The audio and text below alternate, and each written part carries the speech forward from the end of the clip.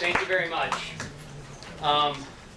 Next up, we have Amanda. And Amanda, I asked how to pronounce your last name, and I already forgot. Scotese. Scotese? Yes. Scotese.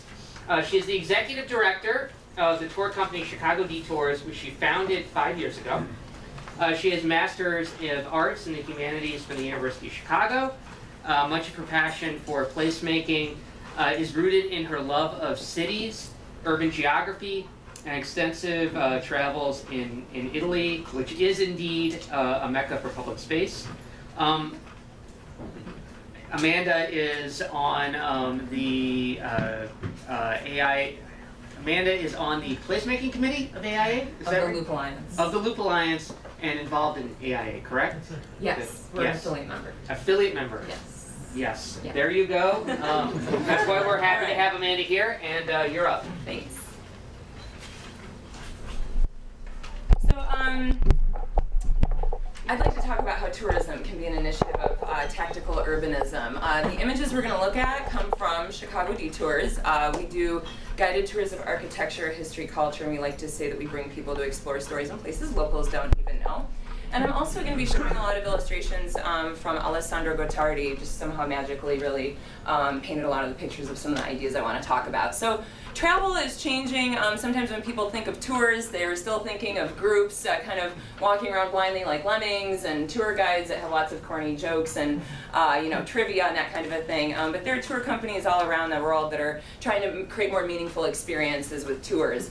Now when we talk about tactical urbanism, the focus tends to be on space a lot, low cost, low impact interventions. Well, tours are basically a pretty low cost, low impact way of getting people to engage in public spaces. And on tours, this can be plazas, alleys, streets, and some more semi-public spaces like lobbies and pedway, like we do on our Loop Interior Architecture tour, which weaves through the interiors of buildings. So what we do with tours is that in addition to getting people into the space, we really get them to really be thinking and learning about what's around them, the architecture and the history behind things. And what this does is it cultivates intellectual and emotional bonds with the city. And one way that we do this is simply by taking people off their normal routes. Especially lots of Chicagoans come on our tours, and everybody gets in their patterns in their daily lives, the routes we take to from school, work, and by going a different route, it can take you to some interesting places. Our Jazz and Blues tour goes from Uptown down to Bronzeville, and we've done this tour with lots of local corporate groups, and I've met lots of Northsiders who have never been to the South Side in their lives. So they don't even, just by taking them there, they learn more about the city itself. Then what you have is by doing this detour, getting off these normal routes, it opens up this incredible expanse of possibility. I won't get too theoretical here, but if you've ever heard of the flaneurs of 19th century Paris, these were people who were wandering the city, learning about it through observing, and it was this little sliver in time before wandering the city became more about shopping and department stores. So what we'd like to offer with our kinds of tours is a less commodified, more educational, more personal experience of the city. Now, we can also think about the routes we take them off of and also the spaces that we take them into. So we're taking people into interiors and semi-public spaces like lobbies where they get to discover a whole different dimension of the city, like a quiet oasis off Daly Plaza, like this right here in the Chicago Temple building. And what happens when you go into the spaces is that the city becomes so much more personal.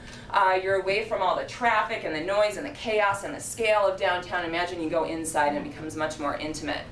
Also, by exploring the city, we get to learn more about how it works, what the functions of the city are.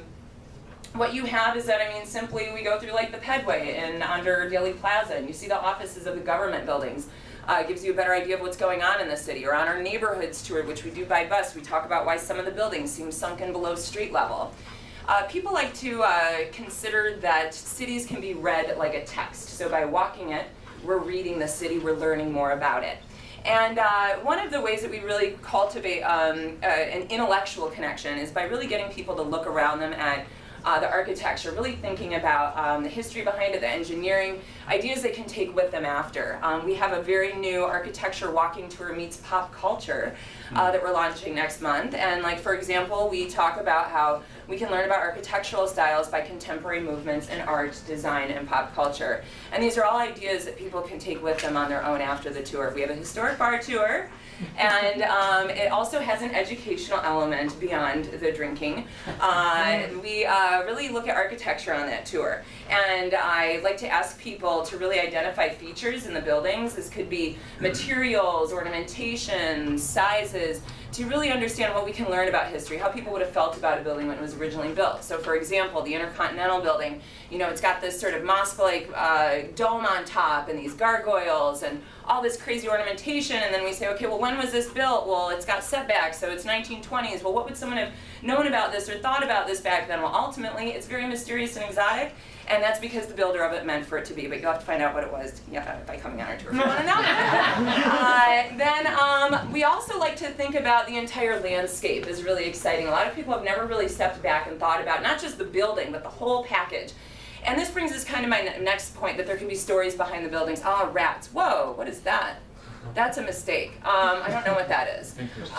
Something maybe, okay. Well, I'll just talk about that. There's this itty little bitty space between the buildings, and what it is the Italian Village restaurant. In our Leap Into Architecture tour, we look outside of Chase through Exelon Plaza, and there's this little itty bitty building in the middle of downtown Chicago that, oh, this is all so wrong. Oh well. So what happened is that it's a family-run business. What happened was, the building next to it, Xerox Corporation wanted to buy them out in the 1970s. They refused any offer, and so there it is, a family-run business in the middle of downtown Chicago today, showing us there's much more to life than money. So there's a way in which, wow, this is so crazy. It's not showing the images, it's showing like the notes that have to do with them. Oh well. What this kind of brings us to is that stories behind the buildings can really foster a more emotional connection with the city, and ultimately that affects our perception of the world and our place within it when we know more about the buildings and the surroundings around us, especially when it's our own homes as our own residents. It makes us all the more wiser.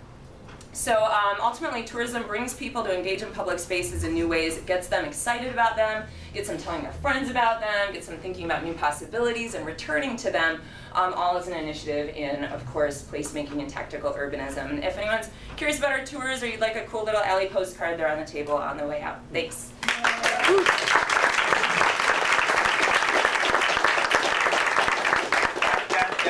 That was great. And you know, one thing I think is really great about this format is